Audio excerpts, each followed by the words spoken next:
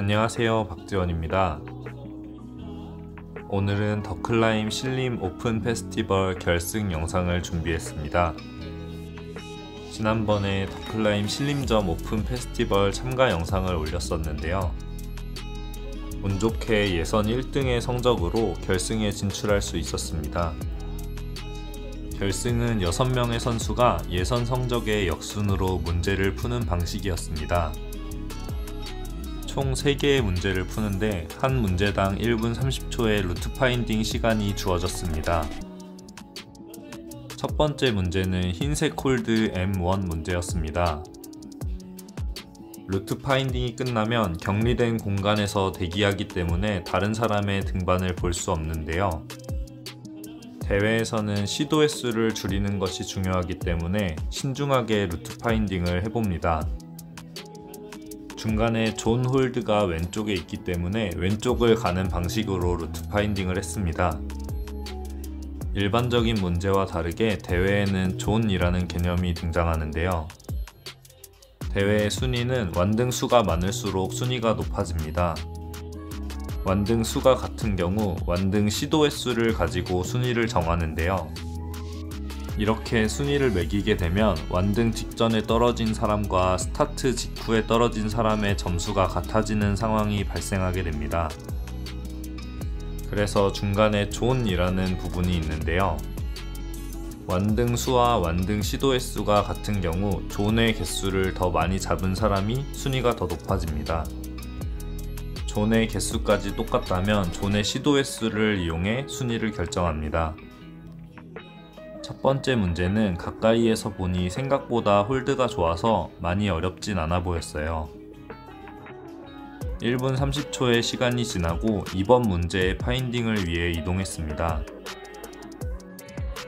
M2 문제는 슬랩에 위치한 파란색 홀드 문제였는데요. 밸런스를 이용해 진행하는 문제 같아 보였습니다. 밸런스 문제는 발이 미끄러운 경우가 많기 때문에 조금만 잘못해도 시도 횟수가 늘어나기 쉬운데요. 오버행에 있는 문제에 비해 루트 파인딩도 쉽지 않아 어떻게 가야 할지 잘 감이 오지 않았어요. 완등 홀드가 멀어 보여서 뛰어야 할지 천천히 뻗어서 잡을지 감을 잡기 위해 볼트구멍의 간격을 계산해 봤습니다. 대충 계산해 봤더니 뛰지는 않고 쭉 뻗으면 간신히 닿을 수 있을 정도의 거리 같았어요. 마찬가지로 1분 30초의 시간이 지나고 3번 문제로 이동했습니다.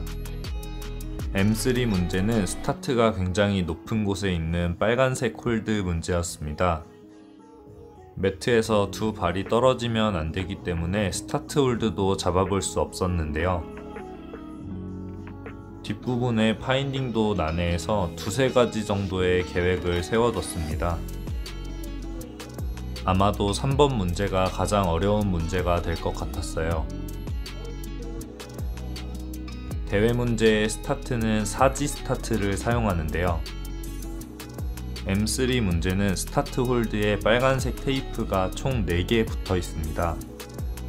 이런 경우 2개의 홀드에 사지가 2개씩 닿고 정지한 이후에 시작해야 스타트가 인정이 되는데요. 예를 들어 스타트 홀드를 양손으로 잡고 다른 홀드를 잡거나 밟게 되면 즉시 내려와야 하고 시도 횟수가 1회 추가되게 됩니다. 대회 룰에 익숙하지 않은 분들은 긴장해서 사지 스타트를 제대로 하지 않고 시작해서 시도 횟수가 추가된 분이 생각보다 많았습니다. 세 번째 문제까지 파인딩이 완료되면 격리 장소로 이동하게 되는데요. 격리실에서는 다른 사람이 등반하는 모습을 볼 순 없지만 1번 문제 같은 경우에 사람들이 일찍 돌아오는 걸 보고 모두 완등했음을 알 수 있었습니다. 다른 선수들이 모두 금방 완등을 해서 문제가 쉬울 거라고 생각해서 안심도 됐지만 한 번에 풀어야 한다는 압박감도 동시에 있었습니다. 스타트에서는 토옥을 걸고 가는 방법과 캠퍼싱으로 진행하는 방법 중에 고민했었는데요. 토옥을 걸어야 하는 홀드의 방향이 진행하는 방향 쪽으로 흐르기 때문에 그냥 캠퍼싱으로 진행하기로 했습니다. 생각보다 홀드가 좋기 때문에 완등할 수 있다는 자신감이 생겨서 존 홀드를 스킵하고 바로 완등으로 진행했습니다. 이렇게 첫 번째 문제를 한 번에 완등하고 다시 격리실로 이동했습니다. 다음은 파란색 M2 문제입니다. 슬랩 문제는 손이나 발이 미끄러지기 쉽기 때문에 개인 브러쉬를 사용해 손이 닿는 홀드를 모두 닦아주고 시작했습니다. 일부 대회에서는 개인 브러쉬 사용을 반칙으로 간주할 수 있기 때문에 꼭 진행 측에 문의하시고 사용하시는 것이 좋습니다.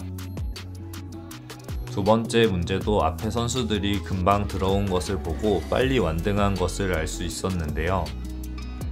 밸런스 문제이기 때문에 떨어지면 안 된다는 생각에 긴장을 더 많이 했던 것 같습니다. 왼발 히룩을 이용해 몸을 왼쪽으로 살짝 넘겨줬습니다.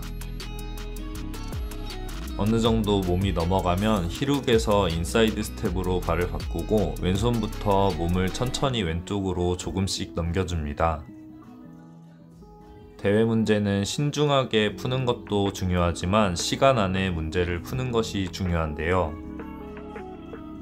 4분 안에 문제를 풀어야 하는데 이미 브러쉬질과 첫 번째 시도로 1분 이상의 시간이 소요된 상황이었습니다.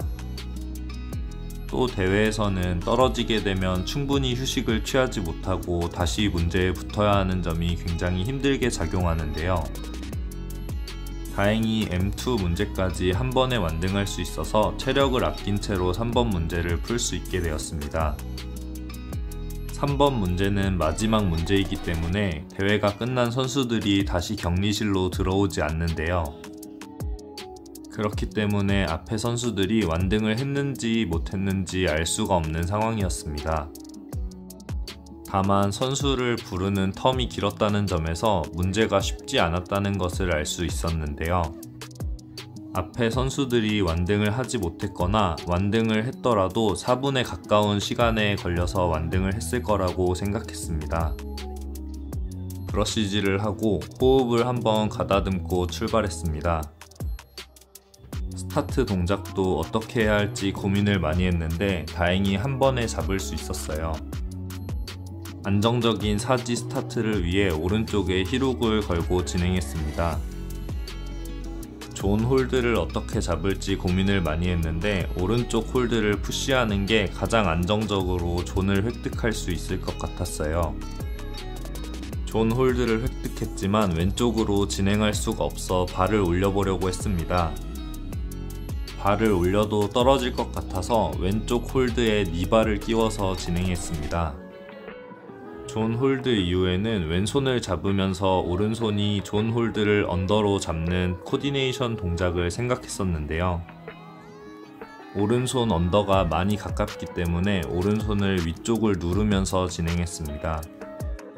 완등 홀드는 아주 좋은 홀드는 아니었지만 가운데 부분이 가장 잘 잡힐 것 같아서 과감하게 크로스로 던져서 동작했습니다. 이렇게 세 문제를 모두 한 번에 완등해서 이미 1위는 확정된 상황이었어요. 이렇게 더클라임 신림점 오픈 페스티벌은 1위로 마무리를 하게 되었습니다.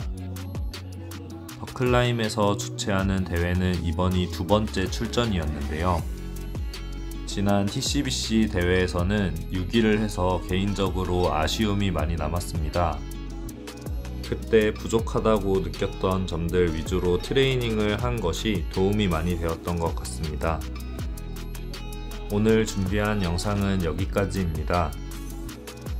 재미있게 보셨다면 구독과 좋아요, 댓글 부탁드립니다.